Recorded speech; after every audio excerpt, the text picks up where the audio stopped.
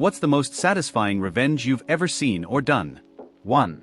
Back in college, I had a professor who everyone respected, tough but fair. One semester, he caught a student plagiarizing an essay. The student, instead of owning up to it, got his lawyer father involved and tried to get the professor fired. For weeks, the department investigated. The professor was furious but calm. He never raised his voice once. 2 months later, the student somehow passed the class. Everyone assumed the professor gave up. But during graduation week, the professor posted an open letter to the English department website titled "On the Value of Original Work." He broke down, in meticulous detail, how plagiarism can be traced, line by line, reference by reference. He even included anonymized examples of a recent case, and showed how AI and online essay mills leave invisible signatures in the text. The university turned that into a required academic honesty module, and guess whose case was cited in the real internal report? The student's. He was stripped of his degree after graduation. His father couldn't save him that time. A year later, I saw the professor in the library. I told him I'd read the letter. He smiled and said, "Sometimes the best revenge is letting the truth graduate last." 2. At my old job, there was this guy named Eric who always drank everyone's coffee creamer and then denied it. People labeled their creamers, bought different brands, nothing worked. One morning, our manager even confronted him. He smirked and said, "You can't prove it." Then Lisa from accounting came up with a plan. She bought a bottle of fat-free French vanilla creamer, identical to Eric's favorite, but replaced it with lactose-free milk mixed with a mild laxative. She didn't tell anyone, just waited. 3 days later, Eric started working from home due to stomach issues. The creamer went untouched after that. When he came back, Lisa smiled and said, "You should really stop drinking other people's stuff. You never know what's in it." He turned pale. After that, no one's creamer ever went missing again. 3. A few years ago, I rented a tiny apartment from a landlord who was pure evil. He'd randomly forget repairs, overcharge utilities, and keep deposits. When I moved out, he claimed I owed $800 for paint and carpet replacement. I had before and after photos proving it was spotless, but he ignored me. So, I filed a small claims case and sent a formal letter of intent to sue. He laughed and said, "Go ahead. You'll lose." I researched him online and discovered he'd been renting illegally converted garages as studios. I sent anonymous reports, with evidence, to the local housing authority and fire department. 2 months later, all his illegal rentals were shut down. He was fined thousands and had to refund several tenants. The best part? He tried to call me afterward. I let it go to voicemail. He said, "You didn't have to ruin me." I replied in the court filing email chain, "You should have just given me my deposit." Justice served, with a side of irony. 4. I used to work in a restaurant where the owner constantly berated staff, yelling in front of customers, docking pay for small mistakes, even refusing breaks. One night, he humiliated a waitress named Maria because a customer complained about cold fries. He screamed, "You're replaceable," in front of everyone. Maria quietly finished her shift, then handed in her notice the next day. But she didn't just leave, she transferred her energy into something brilliant. She and 2 other ex-employees pooled their savings and opened a small diner 2 blocks away. Same menu style, same local suppliers, cheaper prices, and, most importantly, genuine smiles. Within 6 months, the new diner was thriving. Regular customers from the old place migrated there after word spread that the food was better and the staff was happy.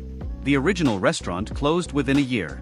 When Maria was asked how she did it, she said, "He taught me everything, including how not to treat people." 5. Every morning, this guy in my apartment building would steal my reserved parking spot, even though it had a sign with my number. I left notes, complained to management, even spoke to him directly. He just said, "First come, first serve." So one morning, I parked across the street and waited. As soon as he pulled in, I called a tow truck, using my proof of lease.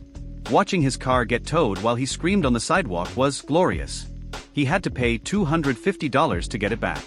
He never parked in my spot again. Sometimes karma just needs a tow truck. 6.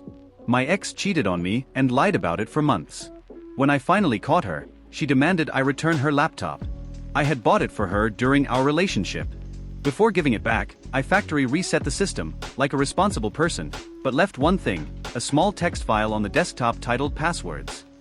Inside, it said, "You really shouldn't cheat on people who work in IT. You might lose more than your dignity." 2 weeks later, a mutual friend told me she was furious. Apparently, she'd lost access to every account. I never touched her stuff, but she assumed I did. That's the best kind of revenge, the one where they punish themselves. 7. When I was in college, my roommate Tyler constantly borrowed my food, clothes, and even my headphones. Every time I confronted him, he'd laugh and say, "Chill bro, I'll replace it." He never did. So I got creative. I noticed he had an annoying habit of bragging about his expensive cologne that he said made girls love him. He left it in the bathroom all the time. I bought an identical bottle and filled it with apple cider vinegar and water. Then, I switched them out. A week later, he stormed into our room yelling that everyone at the bar said he smelled like salad dressing.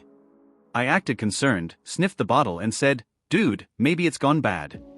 He threw it out, and the next day, I replaced it with the original bottle again, so he never figured it out. He stopped taking my stuff after that. I guess vinegar builds character. 8. My best friend dated this girl for 3 years. We'll call her Brooke. Everyone adored her, but I always had a bad feeling. A few months before their wedding, I accidentally saw messages on her phone. She left it unlocked at a party. She was cheating with his coworker. I told my friend, and he was heartbroken but calm. He didn't call off the wedding right away. Instead, he quietly gathered proof, screenshots, texts, even a photo from a mutual friend. On the wedding day, in front of everyone, the officiant asked, "Do you take this woman?" And my friend said, "Actually, I can't." He turned to the guests, thanked them for coming, and said, "Unfortunately, I can't marry someone who's been sleeping with Mark from accounting." Then he calmly handed Brooke an envelope, all the evidence, and walked out. The video went viral in our hometown. He later opened a brewery and named his first beer Cold Feet. Now that's artful revenge. 9. A few years ago, my parents moved into a quiet suburban neighborhood, the kind run by an overly controlling homeowners association, HOA. At first, everything was fine. My mom loved gardening, and she planted a small row of sunflowers along the side of the house. They made the yard look beautiful and bright. Then one day, she got a letter. The HOA said her sunflowers did not comply with the community's aesthetic standards. They gave her 7 days to remove them or face a $500 fine. My mom was crushed. She called, explained they weren't invasive or tall enough to block anyone's view, but the board refused to budge. My dad, who rarely gets angry, told her, "If they want to play petty, we'll play better." So they went through the HOA bylaws, all 50 pages of them. Turns out, the rules stated that any resident can propose community beautification projects for board approval. My parents submitted a proposal titled Neighborhood Pollinator Initiative. It involved planting flowers along shared spaces to support local ecosystems. The HOA approved it without realizing what it meant. Within a month, my parents had recruited half the street to plant bee-friendly gardens, filled with sunflowers. Every house had them, every yard bright and golden. Even the HOA president's wife joined in because it looked so cheerful. By summer, the neighborhood was buzzing, literally, with bees and butterflies. The HOA couldn't revoke it without looking ridiculous. The same board member who fined my mom actually complimented her at the next meeting, saying, "Your initiative really brought the community together." My mom just smiled and said, "I'm glad you think so." Now, every June, the neighborhood hosts a sunflower week, where families decorate and take photos in front of the blooms. The HOA even uses it in their newsletter. Petty revenge? Maybe. But she turned their rules into her garden, and that's poetic justice at its finest. And that's the video. Thanks for watching. Hope you enjoyed hearing what Reddit had to say. Now tell me in the comments, what's the most satisfying revenge you've ever seen or done?